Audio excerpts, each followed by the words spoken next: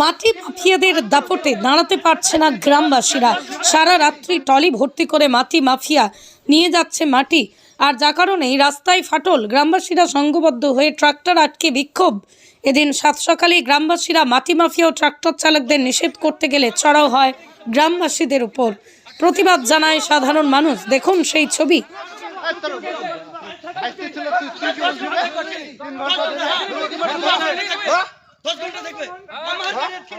দেখুন 3 ফসলি জমির অবস্থা দেখলেন তো, এই হলো অবস্থা।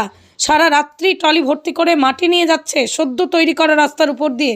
ট্রলি ভর্তি ট্রাক্টরের যাতায়াতে ধরছে রাস্তায় ফাটল। গ্রামবাসীরা ট্রাক্টর দাঁড় করিয়ে চালকদের নিষেধ করছে, এইভাবে নিয়ে যাওয়া যাবে না ট্রাক্টর। আর এতেই গ্রামবাসীদের উপর চড়াও হয় ট্রাক্টর চালকরা। প্রতিবাদ জানায় গ্রামবাসীরা।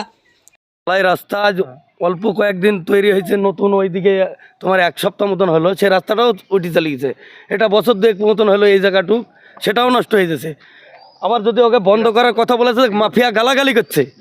তাছাড়া আমাদের রাত্রিবেলা তো শুই ঘুম হয় না এই ট্রাক্টরের দাপটে। এমনই বিক্ষোভের ছবি দেখা গেল সোমবার 7 সকালে মুর্শিদাবাদের জলঙ্গির হুকাহারা গ্রামে।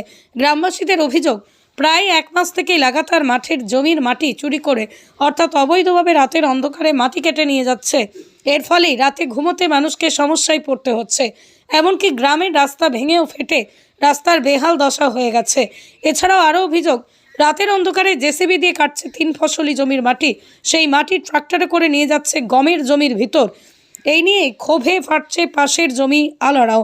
তাই সংঘবদ্ধ হয়ে 7 সকালে মাটি ভর্তি ট্রাক্টর আটকে বিক্ষোভ দেখায়। তাদের দাবি, বন্ধ হোক এই মাটি মাফিয়া, ভালো থাকুক গ্রামের রাস্তা ও ফসল। জলঙ্গি থেকে মধু মণ্ডলের রিপোর্ট, M.স্টোরি বাংলা। শুধু খবর নয়, সবার কথা সবার কাছে। প্রতিনিয়ত এরা অবৈধ মাটি কাটছে। আজ থেকে মোটামুটি এরা জিন, ঘরবন্ধ, প্রেমে ব্যর্থ, বশীকরণ, বিচ্ছেদ, চাকরি, বিবাহ, ব্যবসা সহ সমস্ত সমস্যা সমাধানের জন্য যোগাযোগ করুন জাকারিয়া সাহেবের তদবিরখানায়। যোগাযোগ নম্বর 9635448476। এই 1 মাস যাবত এখানে অবৈধ মাটি কাটছে, তার জন্য রাস্তাঘাট সব পুরো ভেঙে যাচ্ছে। গ্রামবাসীর কমপ্লেন আছে, রাস্তাঘাট ভেঙে যাচ্ছে এবং রাত্রে ঘুমাতে পারছে না ওরা। রাত বা 1টা থেকে মাটি কাটা শুরু, একদম সকাল 10টা-11টার মধ্যে মাটি কাটা। রাত্রে ঘুমানোর কোনো অবস্থা নেই। হ্যাঁ, মা বোনদের একটা অসুবিধা হচ্ছে। আর রাস্তাটা ভেঙে একদম শেষ। রাস্তা কিছু নাই, নতুন রাস্তা। এই রাস্তায় রিসেন্টলি এই 1 বছর 1.5 বছর রাস্তা করা হলো, সেই রাস্তা আজকে ভেঙে ফাটল ধরেছে মাটি কাটার জন্য। ট্রাক্টরের দাপটে মাটি মাফিয়ার দাপটে রাস্তা শেষ। সেজন্য আমরা বিক্ষোভ জানাচ্ছি এবং বাধা দিচ্ছি। এটা না চলে, আমরা সুবিধা চাই। এই বিষয়ে কি থানাতে বা বিডিও অফিসে কোনো অভিযোগ করেছে? না, আমরা এখন অভিযোগ করি না, আমরা অভিযোগ করব। আমরা আজকে বাধা দিলাম।